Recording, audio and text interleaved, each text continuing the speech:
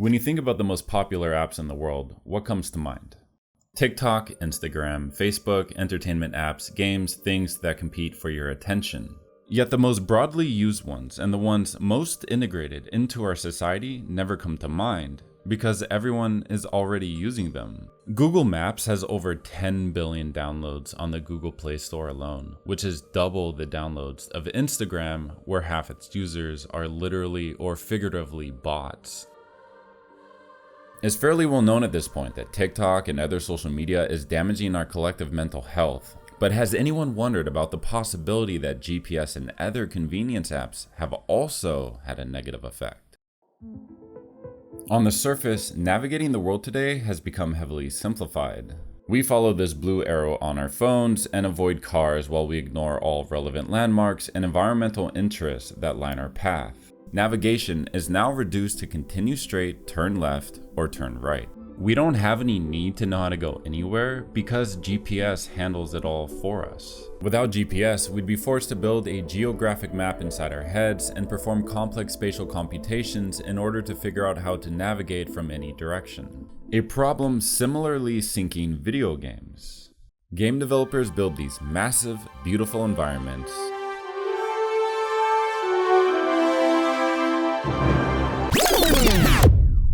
and we stare at glowing UI icons to get us through them. We don't need to know where this rocky enclosure leads, the location of a house relative to another house. All purposes of needing to connect our imaginations to this world are handled for us so we can min-max our playthrough and navigate as easily as possible. Let's just ignore the fact that we even have GPS in pre-industrial realities and mention that our spatial understanding of the environment is diminished by the fact that we can just follow this icon on our compass and lazily run around a few different obstacles.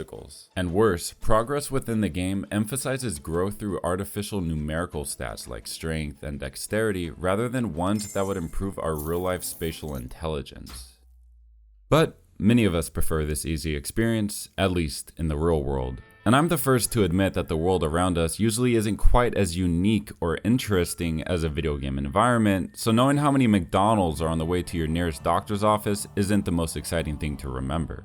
Also, getting lost or missing your exit on your way to pick up your now cold burrito isn't exactly ideal, so whenever we branch outwards from the muscle-memorized linear path of desk to bathroom or bedroom to refrigerator, we can open up a navigation app to guide us on our way.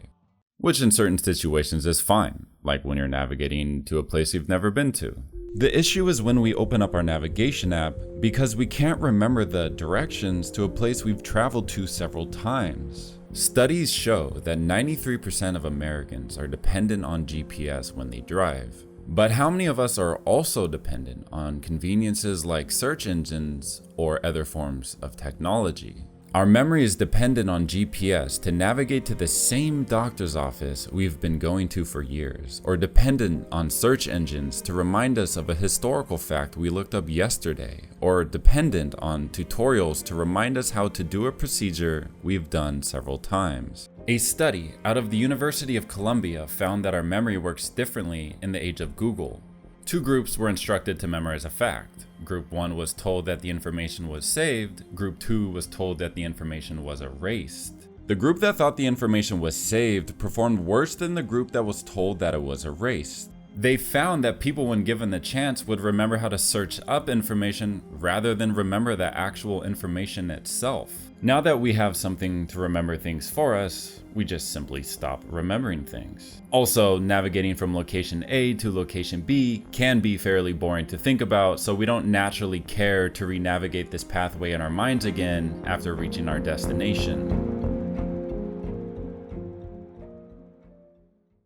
Now, one could argue that technology frees us from having to use our minds to memorize awkward, unimportant information, which is true to a degree. However, studies also show that reliance on GPS is linked to a reduced size of your hippocampus, a complex brain structure that plays a major role in learning and memory, a problem that can increase your likelihood of getting dementia as you age, as well as a host of other issues like depression. To put it simply, our brains are a muscle, and without exercise, they become weaker. And navigating without GPS is a heavy mental workout. If you rely on technology to handle something for you, you will weaken your ability to do it yourself. It's not that we shouldn't sometimes use technology for certain memory tasks or conveniences, but this can easily become a habit that can be extremely difficult to break. And there are far worse implications here than just the ability to remember things. There's a famous quote by Einstein that goes, "If you can't explain it simply, you don't understand it well enough." Dependence on an outside source for your knowledge will make your understanding of this knowledge shallow, never being able to move beyond the surface. When you first think about an idea, it's weak, vague, not fully ingested. But after repeatedly thinking about this idea, it becomes more cemented into your functional knowledge. It becomes more solidified. You think about it faster, and it's more usable. If you live your life with the idea that you don't ever need to remember things because you can just look it up online, you'll never properly learn anything. And this is why ideas for deeper technological integration, like brain chips that access the internet to give us a quote-unquote unlimited memory, are absurd. They may give us access to the internet without using our hands, but is this not just a potentially faster way to reach the same shallow result? No matter how much faster we are able to look up information, we still suffer from the same problem of not being able to understand it fully. Then we reach the nonsensical situation when looking up information, where after we look up one fact, in our act of looking up another, we forget the previous one, never seeing how the two ideas are connected. And have you wondered at our seemingly reduced ability to have complex discussions? An inability to recall complicated perspectives will affect our awareness of having contradicting viewpoints with our other beliefs, or even affect our ability to detect logical inconsistencies within a single paragraph. Short-form communication isn't conducive to much beyond random quips and personal attacks. But are 140 or 280 character tweets a cause of today's shortened attention spans? Or is social media like Twitter itself a symptom of an even deeper problem? We often think that short attention spans are a problem of interest or incessant distractions. But could the recent popularity of short-form content also be caused by our reduced ability to follow longer types of content? And a memory problem is only the tip of the iceberg on issues that over-reliance on technology is causing our society.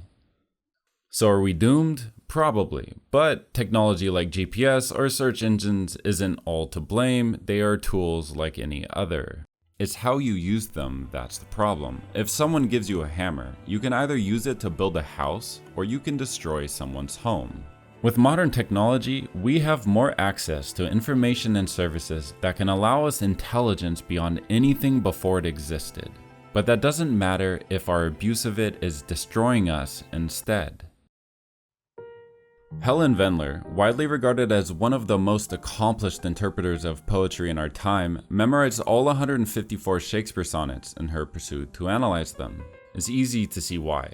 Her analysis encompassed the full arc of Shakespeare's sonnet development, pairing together thematic motifs and even grammatical patterns between poems 100 pages apart. Memorization is what allows you to think about multiple ideas freely in your mind, to move between thoughts faster than what any technology can possibly display to you, to make connections between two abstractly related ideas to form a new idea not found on Google, or to remember how to navigate the world spatially and spiritually. The problem is that memorization is hard. Fortunately, or unfortunately, we are not computers, so memory is not an automatic process. The absurd truth about the way our memory works is that in order to be able to remember something, we must remember it. It's not like food where you can passively receive nutrients simply by eating it. You can't just look something up, never think about it, and then expect to remember it later. A study out of the National Institutes of Health found that taking a break while learning something new allows us to learn it better than not taking a break at all. They found that the participants who replayed the activity most often in their heads also performed the best on the tests. It's this repetition of information in our minds that is most critical. You can navigate the same directions or watch the same video over and over and over again, but unless you consciously reflect on it while it's fresh in your mind, you'll always struggle to remember it later. If you want to remember something, right after perceiving it, recall it. Then recall it again the next day, and the next. It's something that takes continuous effort. The choice is your own. You can either weaken yourself by overly relying on GPS and other technologies, or make a proactive effort to reflect on your experiences instead of letting them slip away into the void as you move to the next piece of content.